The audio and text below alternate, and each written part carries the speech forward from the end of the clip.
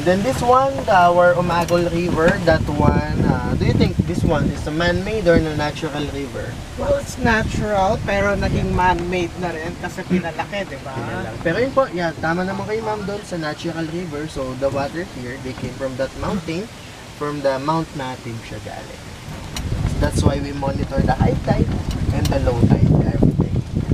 Then ngayon po, this past few days, every morning, naglo-low tide po talaga ngayon. This one, no? Si Tobias po. Anong meron to? This one, ayan po yung theatrical play ng No Limitang here. What time yan? I think that by 10, by 10:30. Okay. Yeah. It's the same as yung kahapon. Yes po. Yun okay. siya. The enactment ng Noli since Friday, yesterday. Yeah. Nandito kami kahapon. Napanood nyo naman yun ma'am for sure kahapon. So once again, that one si Mr. Tobias. So sa kanya pinangalan yung plaza na yun. So Mr. Tobias is one of the friend of Mr. Ozar. Regarding sa kanyang other company, the construction company, which is the New San Jose Builders.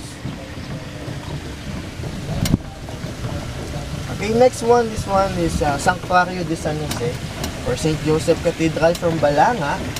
For that one, is replica only kasi po here in the Philippines, our church is not for sale.